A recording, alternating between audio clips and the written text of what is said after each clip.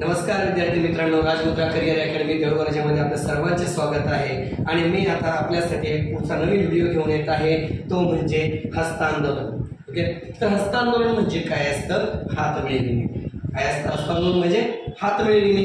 Okay, जर आपल्याला हस्तांदोलन यावरील गणित जर आपल्याला समजून घ्यायचं असेल तर सर्वप्रथम आपल्याला माहिती असणे गरजेचे आहे की त्रिकोणी संख्या। त्रिकोणी संख्या म्हणजे काय असतं?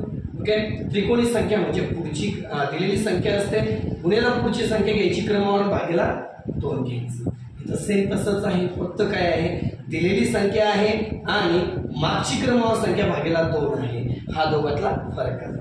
ओके, तर हा फरक जर आपल्याला लक्षात राहिला तर त्रिकोणी संख्या ही आपली चुकणार नाही आणि हस्तांदोलन कधी चुकणार नाही। तर आपल्याला यांनी प्रश्न सांगितलाय, इथं एका लग्न समारंभामध्ये एकूण 12 प्रमुख पाहुणे आले होते। एका लग्न समारंभामध्ये किती प्रमुख पाहुणे आले?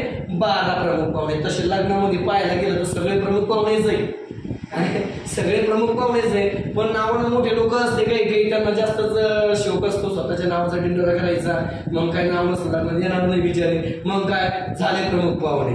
ओके, तर प्रमुख पाहुणे एकूण किती? 12 प्रमुख पाहुणे। ओके, तर हे प्रमुख पाहुणे एकूण झाले 12। प्रत्येकाने काय सांगितलं तिथं? त्या प्रत्येकाने एकमेकांशी एकदा हस्तांदोलन केलं, म्हणजे प्रत्येकानं एकमेकांशी एकदा हात मिळविला। ओके, तर एकूण किती हस्तांदोलने होतील? म्हणजे त्यांना काय सांगायचंय, एकूण किती लोक आहेत इथं? 1 2 3 4 5 6 7 8 9 10 11 12 किती लोक आहे?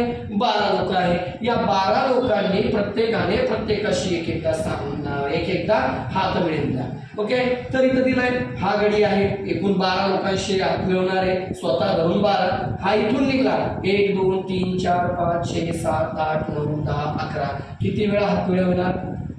हा गेल्यानंतर 11 वेळा हात मिळवणार। पुन्हा हा गेला, ओके, पुन्हा किती वेळा? आता एक गेला 11 मधून उरले 10, पुन्हा 10 वेळा, पुन्हा हा 9 वेळा। मग असं करत राहणार आहे का आपण? पुन्हा पुन्हा पुन्हा पुन्हा नाही, असं नाही करायचंय आपल्याला। आपल्याला काय करायचंय की आपल्याला हस्तांदोलन जे आहे याचं सूत्र वापरायचं आहे। तर याचं सूत्र, सोपं सूत्र काय आहे? आपल्या प्रश्नामध्ये दिलेली संख्या, तर काही टेन्शन नाही घ्यायची, तर काय घ्यायची? दिलेली संख्या घेऊन टाकायची। काय घ्यायची? दिलेली संख्या गुणिले क्रमवार मागची संख्या घ्यायची। काय घ्यायची? क्रमवार मागची संख्या।